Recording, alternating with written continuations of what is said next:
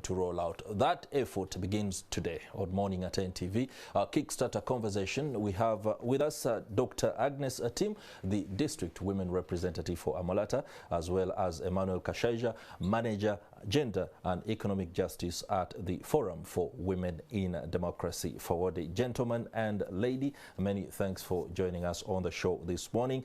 The budget. What do you make of the reading of the budget by the Minister yesterday, Dr. Agnes Atim? Thank you very much, and good morning, viewers. I would like to say thank you for inviting me. You're welcome. To also give my insight into the current course of the budget. The budget is a constitutional mandate by our constitution for the Minister of Finance to annually tell us how much money he has, what he's going to do with the money, and also what is he going to do to ensure that our fiscal space is actually sustained. And for me, in my view, one of the key highlights that I saw is for the first time the budget is focusing on human capital development. I think you saw in the list that human capital development is the highest funded, at I think about 28%. And for me, that's a very good step towards, towards the right direction. A country that invests in its people is a country that is mindful of its human resource. So for me, that really stood out for me. And of course, it is under that human capital development where you had the increase of the salaries for the scientists and for the teachers and all that. So we begin to see a trend of investment of our country investing on its own human resource to deliver the expected services that we expect really. The other, of course, the key issue is a parish development model. By the time a country decides and makes a decision that this time we are going straight to the community and we are sending money directly to the community to make their own decisions and have access and include all those that would have not been able to access financing is greatly considered. To me, I think that came out really, that we are beginning also to see a trend of fiscal decentralization, money leaving the elites and going down to the community. The other thing also I saw is particularly the focus on the recovery of the economy. And in this case, you see investment in the SMEs funds. You also see investment in UDB. We've seen investment in the Micro Support Center, which in my view, it is telling our private sector and the small and medium enterprises that as we recover, go and access this money at a much cheaper price. So for me, that really stood out for me, although there are challenges which I hope that we should be able to... We shall be speaking about the challenges because we are mandated by virtue of our job to be able to bring that into light so that the government can be brought to the spot in dealing with the challenges that the people are grappling with. Kashaija Emmanuel, what is your take on the budget? Yes, good morning viewers, and thank you NTV for hosting us. Of course, our take on as Honorable has said here, the reading the budget is a constitutional mandate. It must be read every year. That's right. And at the Forum for Women in Democracy, we have, if I can say, a biased eye. Our mandate is to look out for where are the women in this budget, and in terms of where are the women in this budget and how are they benefiting, it was, I think we calculate a bit bittersweet for us. As Honorable Tim has already said, we are pleased, for example, with the allocations to the Human Capital Development program of the budget. But yet, at the same time, we see in this budget a tendency for government sometimes to ignore the big contextual issues in the country. What are some of the big contextual issues for women currently in Uganda? We are just emerging from the COVID-19 lockdowns, where we know that almost close to probably about 500,000 girls became child mothers. So while very good money seems to have gone to, for example, to the Human Capital Development Program, which combines education, health, and sanitation, sometimes the devil in there is in the details. Because, for example, in the education sector, we are not seeing that the budget didn't bring out that strategic plan for how these almost 500,000 child mothers are going to be facilitated to continue and finish school.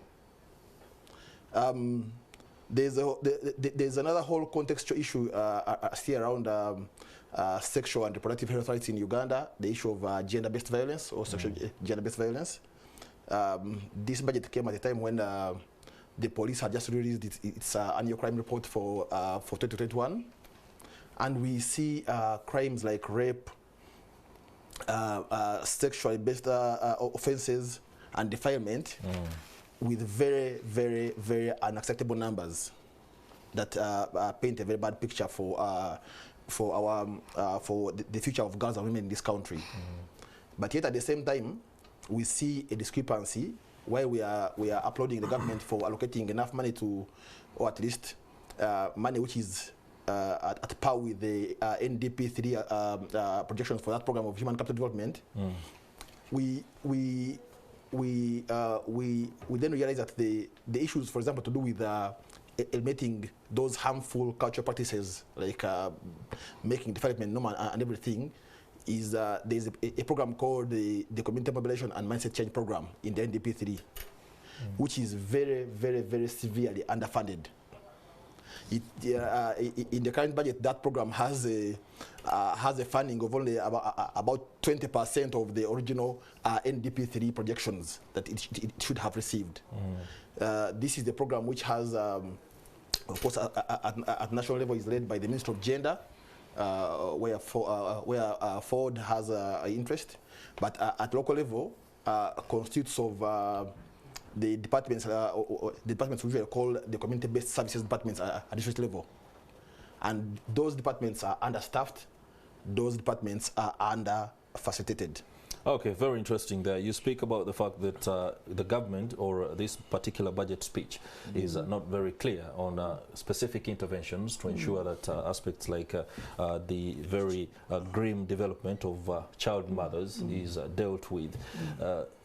I believe at the core of your work as the Forum for Women in Democracy, you are engaging with the Ministry of Gender and other sector players, especially those MDAs within the government. What specific interventions have you put forward that the ministry or the government can take on, especially now that the funding is available to the tune of up to 41.4 trillion to education and skilling programs within the country? Maybe if I can help before it comes in with their specific areas of focus. Yeah, please do. One thing is that I'm glad that they appreciate that at least there is some effort towards supporting gender and women development. Usually as a woman member of parliament, I stand for women, but I also have this feeling that we've got to move away from looking at gender as a women's issue, but more as a development issue. And so, and I'm always very, I'm one of the key... Because gender, the word gender itself is... Yes, I'm one of the key promoters of Forward, and I think that's where, and I'm glad that we have even a man discussing the issues of women, because usually they think it is a women's issue. So anyway, specifically in terms of the budget's response to the gender and development issues, you may be aware, maybe you have not yet got the detailed budget, is that one of the specific areas that as Parliament we insisted to retain was WEP, the Women Entrepreneurship Program. It was formally proposed to be scrapped, to be taken to PDM, but we said no, PDM is going at the parish level. But WEP will specifically target women entrepreneurs. For the benefit of our viewers, PDM being the... PDM means parish development model. Yeah, they're more used to that. So exactly. So that parish development model, yes. One aspect also that even within the parish development model, we've advocated to ensure that 30% of that money goes to women-specific enterprises. So that is also covered there. Then, of course, I was talking about WEP as well. Now, the money that you see in the human capital development, the key sectors there is actually education and health. So I would like to allay his fears that money for sexual reproductive health, money for sustaining our girls or retaining them in schools are really well catered for. It may not be enough, but as members of parliament, we were very keen to ensure that 2 years when children were out of school, what were the specific issues that affected them? And we asked that tough questions to all these sectors and ministries. What are those specific and innovative activities that are in place? I remember I was sitting in the Presidential Advisory Committee of the budget. We really demanded item by item to address some of the fears that is bringing. I think it has also brought a very critical area around alignment to the NDP3 vis-a-vis the budgeting. Because when we made the NDP3 plan, there was specific budget focused. Unfortunately, two years, our revenue sources were disrupted by the COVID. So somehow in this budget, it's going to be very difficult for us to start comparing with our projection in the NDP3, because by then we would be assuming all factors were constant. But the fact that we were really disrupted by all these other challenges, then we may not be able. So I just wanted to throw that's very good perspective, but allow me go back to Mr. Kashaija for the question that I specifically asked. Forward and all sector players within the civil society must have blueprints available on how the issues that you say, for example, child mothers and everything that disrupted education for the girl child during the COVID-19 pandemic. What have you shared? What is being worked on? What is being pan-beaten to ensure that since the funds are available, we can roll it out? Thank you, moderator. Yes, of course, part of the responsibility of civil society, as you're saying, is to give what we call alternative proposals to government. And in our submissions to Parliament and the ministries during as early as when the first national budget framework came out for this current this new budget. That's in September. Yes, and even we also made specific responses to the ministerial process, statements when they came out to the different sector committees of Parliament. And in specific terms, when it came, for example, to education and catering for child mothers, part of our proposed interventions were around, okay, you're saying these girls can come back to school and study. So there is ambiguity there of are they leaving the kids at home? Or are they coming with them to school? And if these kids are this young, have spaces been provided for child? Yes, the young those are infants. The infants who really need attention and breastfeeding even. So has government given schools some facilitation or even policy guidance to provide spaces for where the babies can be and their and some caretakers? But also we know most of these girls, for example, who become child mothers, are not from well-to-do families. Actually, we found out that part of the big challenge why people became child mothers, why girls became child mothers in the COVID lockdown was the financial hard times. Many families were, we can even say in some instances, selling off their girls for marriage because to have a god or two. Allow me bring out the context of that particular predicament that we find ourselves in as a country. The population of child mothers right now that we have as a result of the COVID-19 pandemic. Do you have any stats, specific information that we can look at and not, well, one could say appreciate the problem. Well, problems must be appreciated in order to be dealt with, where we can see how many, which region is most affected and what is the age range? Thank you, moderator. Unfortunately, I can't. I have some figures in there, but I don't want to quote them one by one because I may. Just give us a general picture. Let us understand. But the general picture is that I think we, in 2021 alone, we had close to around 400,000 child mothers. 400,000. Yes. That is grim. Child mothers. 2022? Yeah, Oh, 2022, I think we are still the figures are being put together. Yeah. But of course, and the most surprising, the most affected parts were Eastern Uganda for some reason.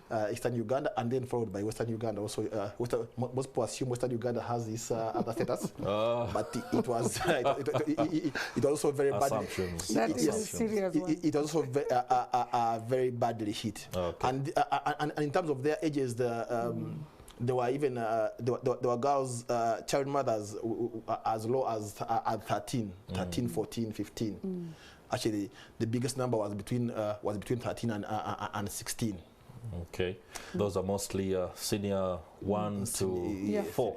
Yeah. To 4. Yeah. All right, that is quite interesting. Something that must be taken up by all sector players to ensure that that spectre is reversed. Honourable MP, you are working on social justice programs, and one of those has led to you being nicknamed Mama Rice. The budget was rolled out yesterday. Of course, it's been around for the last 3 months. Many of the legislators and the people who are supposed to ensure that implementation is done pretty much know what was supposed to be done.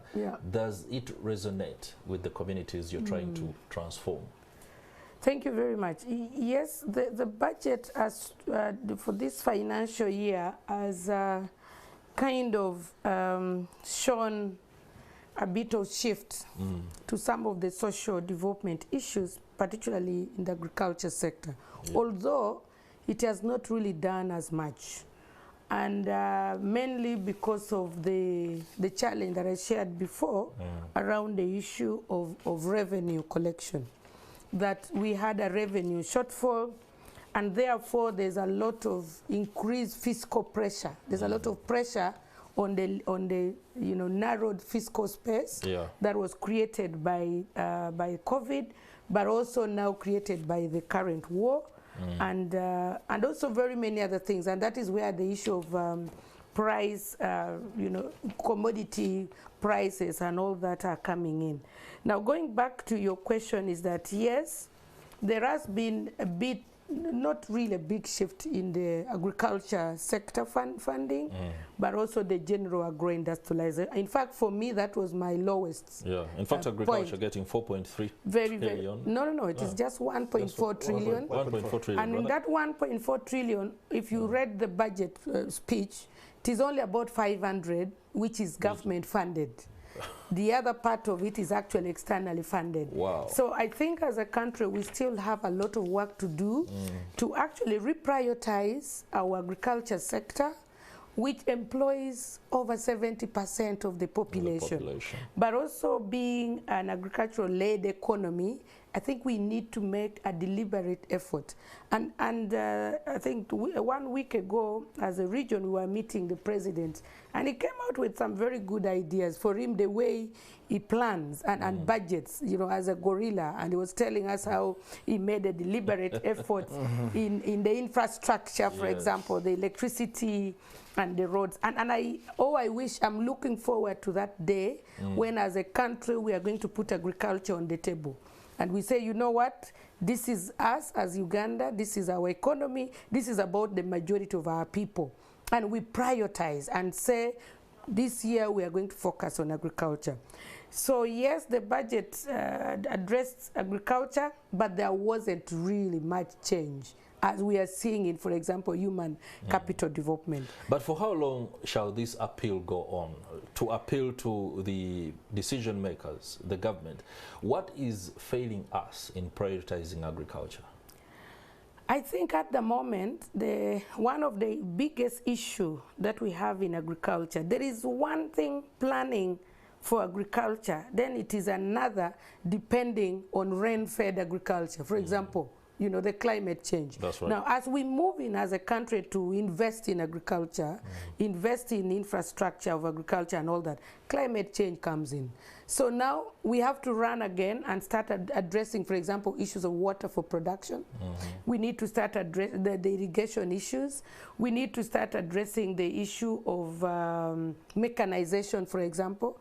We need to start addressing issues of technology in agriculture. Because in other countries now, people are using precision kind of agriculture, using GPS. Let's and all just that. get the perspective of civil society on this. The appeal seems to sometimes go into overly lamenting. Every year in, year out, we are asking, can we fund agriculture? It's as if the government doesn't actually know that agriculture must be funded to be able to kind of drive the kind of transformation that we want. From the perspective of civil society, you do a lot of monitoring and evaluation of government policy. And over the years, you've had this appeal. Sometimes it's impassioned, sometimes it's a bit of, you know, a little playful. People are simply talking for the sake of it. What should be done to transition to the kind of scenario that the country wants, where agriculture is not only prioritized, but resources plowed into it? Is there anything that the society can bring on board? Thank you. Actually, I wanted to help him before he comes. No, let him first do that. Let him first. There's a lot. Thank you, moderator. Yeah. I think one area maybe where civil society and other players could help, which I think also exists already in some measure, but sometimes government has competing priorities, and those and some, especially in Uganda, seem much more important. Is the having a cost-benefit analysis of what are we missing out by not investing in agriculture. And the trend, as you're saying, also as Honorable Tim has said, there is a need to unpack agriculture, not just call it agriculture. Unpack it, put it on the table, unpack it, and say there is this component, and without this, without funding this, you won't have much. You won't much of this. You won't much of this. Let me actually talk briefly about the parish development model, because most of that money is going into agriculture Production, I think one thing where, of course, we have been critiquing government for some time is sometimes implementing programs halfway, or without and ignoring the interdependencies. This comes from way back when the government brought the plan for moderation of agriculture. Many people were lambasting NADS for failing, but actually our view is that NADS was simply one component of the PMFA. The PMFA. Of the PMA. Now, so we come to a program like the parish development model. The parish development model has 7 pillars, including storage and processing, including, but where I'm talking about the government sometimes implementing things halfway, is that right now, even the big money that was making the entire country clap, the 1.05 something trillion that the minister was talking about, is addressing pillar 3 of the parish development model. Pillar 1, production and productivity. But also actually financial inclusion also. Yes, and financial inclusion. But our view, for example, as civil society is saying, there is pillar 5. Pillar 5 of the parish development model is community mobilization and mindset change. Actually, in the parish development model, it's called community mobilization and cross-cutting areas as a pillar. And that pillar includes teaching people, the people you're going to give money, what you expect of them, how they can market, for example, together. But in this budget that was read, the Minister of Gender and other partners needed just wanted only 16 billion to educate people in the villages on the parish model and how they can best implement. But the government only managed to give them 1 billion out of 16. whereas you're getting 1 trillion shillings and pushing it out to the population, you're failing to get 16 to first educate the people. Well, we have a member of government here. So meaning there's a likelihood. Yes. There's a likelihood that that money may go in, and some people who misunderstand it maybe as a political donation may misuse it. The Honorable, I think some months ago, the Honorable Mwanga Chivumbi asked a question, I think here on NTV, if I'm not mistaken, which got her thinking. Because he was saying, if you think money in agriculture in villages is the issue, why is it that a young man in Butambala, when he gets 5 million shillings, instead of buying goats or seedlings, he buys a border.